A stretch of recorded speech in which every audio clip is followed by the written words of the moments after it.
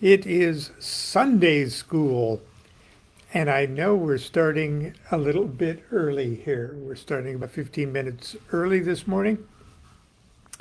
Constance and I have a crazy schedule today, plus phone calls to the vet and things like that because we're having issues with our turtle, and we want to make sure that she lives for another 65 years, 50 years, or whatever. And anyway, we're calling in and out online vets and local vets and things like that. And we have people coming over in just an hour to have sort of an orientation and a class on the OTO first degree ceremony. So we have a full day ahead of it, and we're running around like chicken cabalists with their heads cut off. I'm just going to briefly share something with you from a wonderful text by Crowley called Liber Astarte, or Verili. And it's a book of uniting himself to a particular deity by devotion. It's the devotional thing. When people ask what's the fastest way to at least seek attract knowledge and conversation of the holy guardian angel, the quick and dirty answer is learn to fall hopelessly, helplessly in love with God. And that's the fastest way. If you can literally fall in love with God, the God of your choice. Crowley talks about it here in just a second. I'm just going to read a couple excerpts from it, which I think are very important, because one deals with the invocation, your own private personal invocation. Now, Crowley was a poet. Crowley could write invocations and prayers all day long. Now, not all of us are poets, or at least poets that can turn things into verses. But the yearning, the passion, the juices that get flowing in a proper invocation are the same juices that get flowing when you're in touch with pure poetical, lyrical exaltation. So I'm going to read a couple of little parts of this that concern that, and then finally a little bit toward the end. And we're probably going to have to call it a day after I do that. But it starts off, Crowley refers to Liber Astarte as helpful for hints to acquire the mental state necessary to prepare the work. And the great work being, first of all, the knowledge conversation. Okay. And of course, the book is numbered 0. Every paragraph is numbered. This is the book of uniting himself to a particular deity by devotion. Considerations before the threshold. First, concerning the choice of the particular deity. This matter is of no import.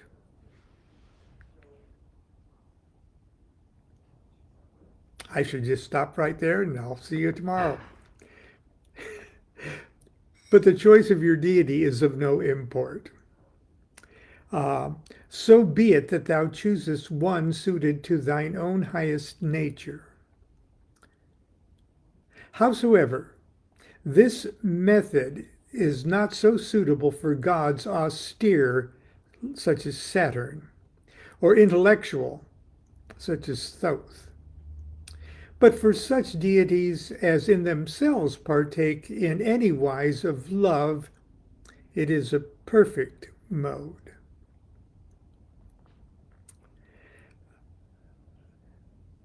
Concerning the prime method of this magic art, let the devotee consider well that although Christ and Osiris be one, yet the former is to be worshipped with Christian and the latter with Egyptian rites.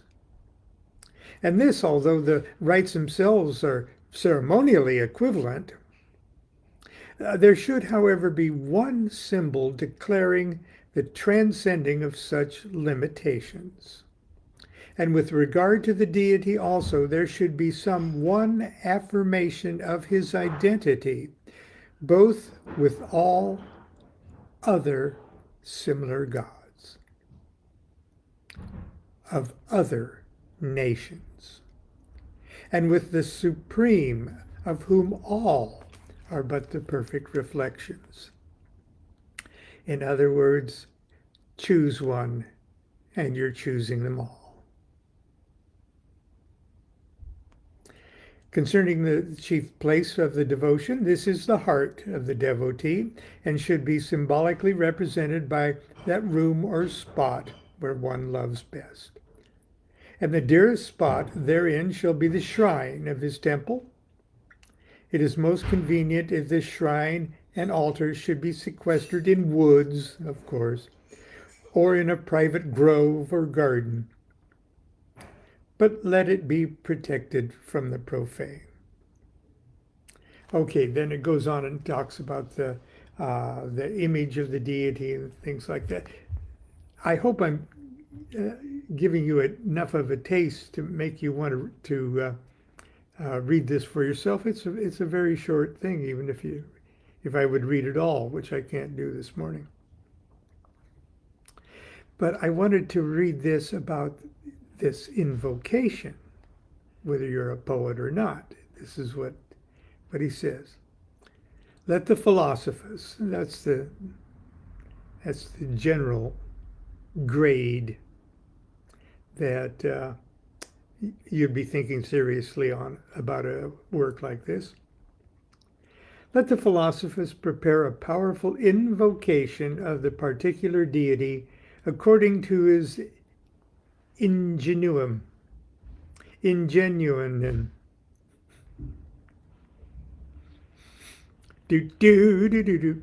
but let it consist of these several parts. Please take note. And it's in this order. First, an imprecation as of a slave to his lord. That's how you start out.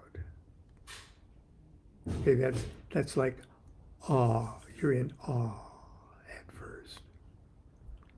Secondly, an oath as of a vassal to his liege.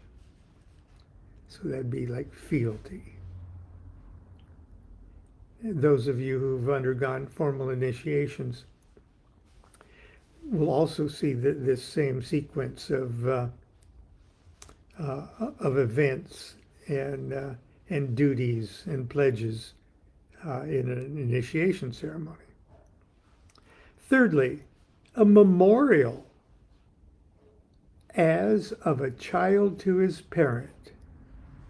So, obedience. Fourth, an orison as of a priest with his God. And that's adoration. Fifth, a colloquy as of a brother with his brother. Comradeship with the God.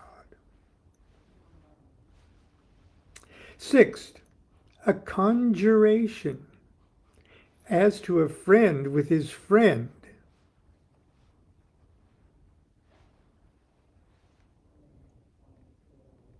That's more like comradeship. Seventh, a madrigal, as of a lover to his mistress. That's the seventh one. That's the highest one. As of a lover with his mistress. Passion. Now you work your way up in attitude as you're composing your thing. You start off by saying, I humbly approach your throne, O God Ganesha or Krishna, or okay. And then you work your way up till just a passionate embrace. Then let this invocation be the principal part of the ceremony that you are composing. Okay, I'm going to leave you with one other little section I wanted to share. And that is concerning the life of the devotee. Because let's face it, we're all having to pull this stuff off within our having a regular life too. Now, as many are fully occupied with their affairs, let it be known that this method is adaptable to all the necessities, or to the necessities of all. And as we bear witness that this which followeth is the crux and quintessence of the whole method. First, if you have no image, like got a statue or a painting or a Shivalingam, or if you have no image of your deity, of your devotion, let him take anything soever and consecrate it as the image of his God. Likewise, with his robes, instruments, his suffumigations and libations. For his robe, hath he not a night dress?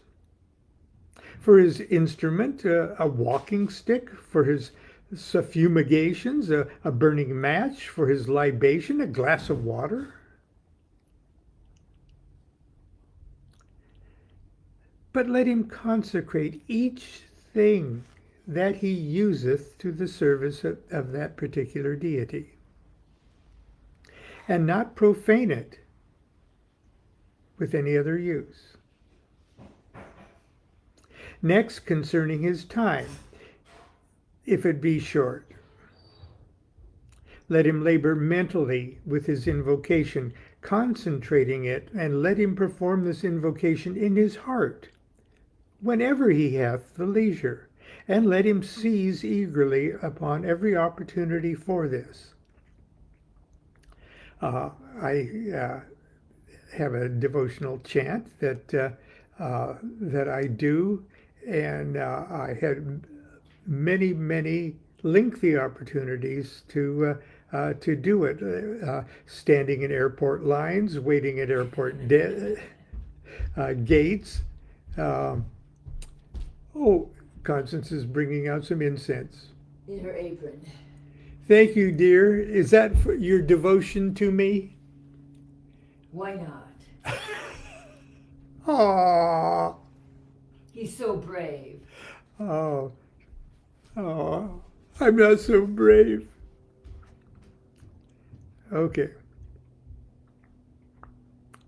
Third, even if he has leisure and preparation, let him seek ever to bring inward the symbols, so that even his well-ordered shrine, in his well-ordered shrine, the whole ceremony revolve inwardly, in his heart.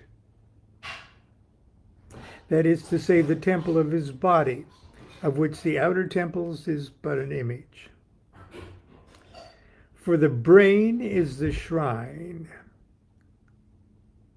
and there is no image therein, and the breath of man is the incense and the libation. Further concerning occupation. Let the devotee transmute within the alembic of his heart every thought or every word or every act in the spiritual gold of his devotion. And thus, eating, let him say, I eat this food for gratitude to my deity that hath sent it to me in order to gain strength for my devotion to him. Or sleeping, let him say, I lie down to sleep, giving thanks for this blessing from my deity in order that I may be refreshed for a new devotion to him. Or reading, let him say, I read this book that I may study the nature of my deity, that further knowledge of him may inspire me with a deeper devotion to him. Or working, let him say, I drive my spade into the earth of that fresh flowers or fruit or whatnot may spring up to his glory, and that I, purified by toil, may give better devotion to him. Or whatever it may be he's doing, let him reason it out in his mind, drawing it through circumstance to that end and conclusion of the matter. And let him not perform the act until he has done this, as it is written in Liber 7, chapter 5, every breath, every word, every thought is an act of love with thee. The beat of my heart is the pendulum of my love. The songs of me are the swift sighs. The thoughts of me are very rapture. And my deeds are the myriads of thy children, the stars and the atoms. And remember well, that if thou wert in truth a lover, all this wouldst thou do of thine own nature, without the slightest flaw or failure in the minutest part thereof. So that is from Liber Astarte, or Berelli.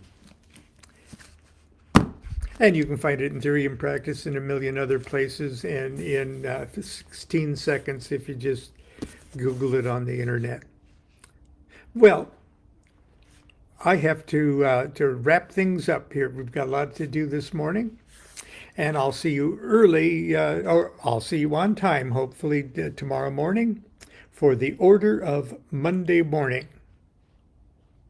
So, for now, Sunday school is dismissed. Do what thou wilt shall be the whole of the law. Love is the law, love is your will. See you tomorrow.